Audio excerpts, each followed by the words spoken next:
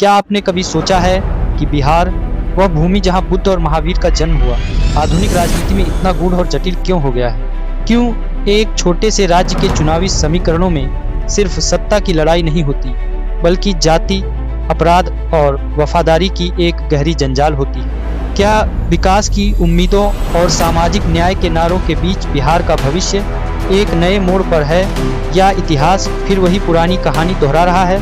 आइए हम लेकर चलें आपको एक ऐसी यात्रा बिहार की राजनीति की बीते 30-40 सालों से लेकर आज तक, जिसमें सत्ता के शिखर और गहरे झगड़ों का खुलासा हो। इस वीडियो को अंत तक जरूर देखिए, और हाँ, वीडियो अच्छा लगे तो लाइक और शेयर करना न भूलें। बिहार की स्वतंत्रता के बाद की राजनीति उसकी सामाजिक संरचना से गहराई से जुड़ी थी। 1946 में पहले मुख्यमंत्री बने श्री कृष्ण सिंह और उप मुख्यमंत्री अनुग्रह नारायण सिंह गांधीवादी राष्ट्रीय नेताओं की छवि लिए हुए थे। कांग्रेस का प्रभुत्व शुरुआती दशकों में था, लेकिन जमीन पर जाति और जमीन स्वामित्व की पुरानी जड़ों ने धीरे धीरे राजनीति को बदलना शुरू कर दिया। 1970-80 के दशक में बिहार में पिछड़े वर्गों, विशेषकर ओबीसी का राजनीतिक उठान शुरू हुआ। इन वर्गों ने महसूस किया कि राजनीतिक शक्ति केवल उनकी आवाज हो सकती है। 1990 में एक बड़े परिवर्तन की हवा चली। जनता दल ने चुनाव जीता और लालू प्रसाद यादव मुख्यमंत्री। लालू यादव ने जाति राजनीति को अपने बूते उठाया। उन्होंने ओबीसी और मुस्लिम वोट बैंक को एक मजबूत आधार बनाया। लेकिन यह सिर्फ सामाजिक न्याय का संदेश नहीं था, यह एक रणनीति थी जिसके जरिए वो शक्ति संतुलन को बदलना चाहते थे। लालू की पॉलिटिक्स में जाति उसकी सबसे बड़ी हथियार बन गई।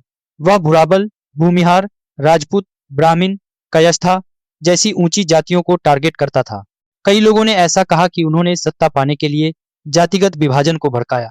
लालू के शासन में बिहार राजनीति का चेहरा बदल गया, लेकिन साथ ही विवाद भी गहराए।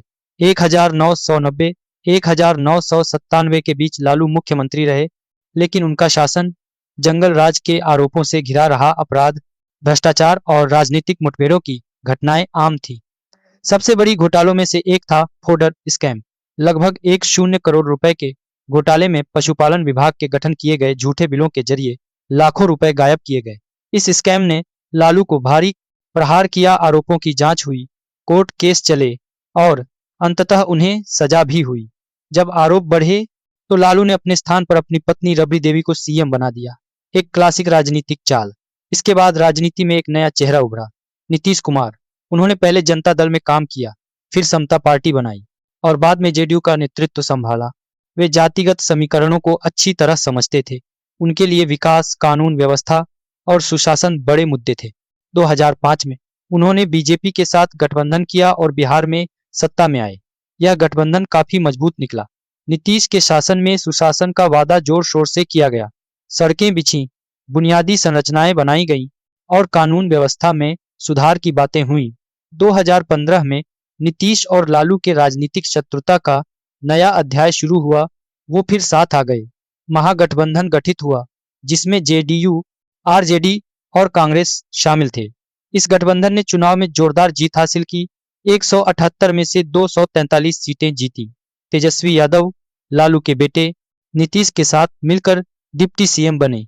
एक नई राजनीतिक कहानी बन रही थी, लेकिन ये राजनीति स्थिर नहीं रह सकी। 2017 में नीतीश ने फेर बदल दिया। 7 महागठबंधन को छोड़कर एनडीए में वापसी कर ली। उनकी यह फेरबदल क्षमता, राजनीतिक अवसरवाद कहें या रणनीति, बिहार के राजनीति की दिलचस्प लेकिन आलोचनात्मक विशेषता बन गई है। बिहार की राजनीति सिर्फ नेताओं की कहानी नहीं है, यह जाति का खेल भी है। 2023 की आबादी गणना जाति आधारित में सामने आया कि बहुत पिछड़े वर्ग ईबीसी 36%, ओबीसी 27.1%, एससी 19.7% और ऊंची जातियां सिर्फ 15.5% ही थी। यादव ओबीसी वर्ग में सबसे बड़ी संख्या में हैं, लगभग 14.27%, और वे परंपरागत रूप से आरजेडी का मजबूत वोट बैंक रहे हैं।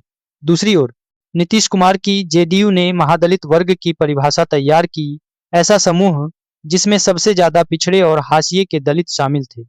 राजनीति में जाति आधारित गठबंधन अब भी उतने ही इम्पोर्टेंट हैं जितने पहले थे, और बिहार की चुनावी रणनीतियां इन्हीं समीकरणों के इर्द गिर्द घूमती हैं। नीतीश का उतार चढ़ाव जारी रहा। 2022 में उन्होंने फिर एनडीए छोड़ी और महागठबंधन के साथ वापसी की। लेकिन राजनीति का खेल था। 28 जनवरी 2024 को नीतीश ने फिर एनडीए में वापसी की। उनकी रिश्तों की यह जिग्गैजैग ने आलोचकों को अवसरवादवादी कहा दिया, जबकि समर्थकों ने इसे राजनीतिक चालाकी बताया। तेजस्वी यादव ने भी अपनी जगह बनाई। उन्होंने आरजेडी को सिर्फ जातिगत वोट बैंक तक सीमित न रखते हुए विकास की बात की, युवा और नए वोटर्स को अपनी मुश्त में करने की कोशिश की है। और हाल ही में विधानसभा चुनाव में बिहार के मतदाताओं ने रिकॉर्ड मतदान किया। 64% से ज्यादा वोटिंग हुई, जो लोकतंत्र की फिर से जांच पर दस्तक है। बिहार की राजनीति का एक काला अध्याय है। अपराधीकरण, बाहुबलियों की राजनीति, राजनीतिक हत्याओं ने कई बार लोकतंत्र की असुरक्षा को उजागर किया। कुछ मामलों में जिन नेताओं या पूर्व विधायकों की हत्या हुई, उनका राजनीतिक महत्व बहुत बड़ा था। ये घटनाएं दर्शाती हैं कि सिर्फ वोट बैंक नहीं, शक्ति पाने के लिए हिंसा भी कभी-कभी हथियार बन जाती है। यह समय हमें गंभीर सवाल पूछने का है। क्या बिहार में अब भी राजनीति सिर्फ जाति गठबंधनों की चकलबाजी है? क्या विकास और सुशासन की उम्मीदें सिर्फ चुनावी वादे बनकर रह गई हैं? और क्या नीतिगत फेरबदल, जैसे नीतीश का गठबंधन बदलना, जनता की आवश्यकताओं का प्रतिबिंब है, या सिर्फ सत्ता पर पकड़ बनाए रखने की रणनीति? इन सवालों पर बिहार के युवा, विद्वान और राजनीतिक विश्लेषक लगातार बहस कर रहे हैं। आज का बिहार एक ऐसा पड़ाव है जहां परंपरा और परिवर्तन एक दूसरे की जंग लड़ रहे हैं। तेजस्वी यादव नए बिहार का सपना देखते हैं, जहां जाति सिर्फ एक वोट बैंक न हो, बल्कि विकास, शिक्षा और अवसरों की राजनीति हो। वही नीतीश कुमार अपनी साख और अनुभव के दम पर सुशासन को नए सिरे से पेश करने की कोशिश कर रहे हैं। लेकिन उनकी बार बार बदलती राजनीतिक साझेदारियां उन पर सवाल भी खड़े करती हैं। बिहार की राजनीति यह सिर्फ सत्ता की कहानी नहीं है, यह समाज की संरचना, जाति भावनाओं, पापड़ बेलने और फिर सत्ता में वापसी की कहानी है। यह उन तमाम आशाओं और निराशाओं का संगम है जहां जनता ने हमेशा समानता, न्याय और विकास की राजनीति की उम्मीद की है। लेकिन चुनौतियां भी बड़ी हैं। क्या बिहार का अगला अध्याय विकास प्रधान होगा, या फिर वही पुरानी जाति राजनीति का चक्र फिर चलेगा? हमारा जो फैसला होगा वो बिहार की दिशा तय करेगा। यह कहानी सिर्फ बीते कल की नहीं है, यह अभी जारी है। बिहार का भविष्य अभी लिखा जाना है और हर वोटर, हर युवा, हर निर्णयकर्ता इसमें हिस्सेदार है। अगर आप बिहार की राजनीति की इस जटिल परतों में और गहराई से जाना चाहते हैं तो हमारे साथ बने रहिए, क्योंकि इस कहानी में हर मोड़ मायने रखता है।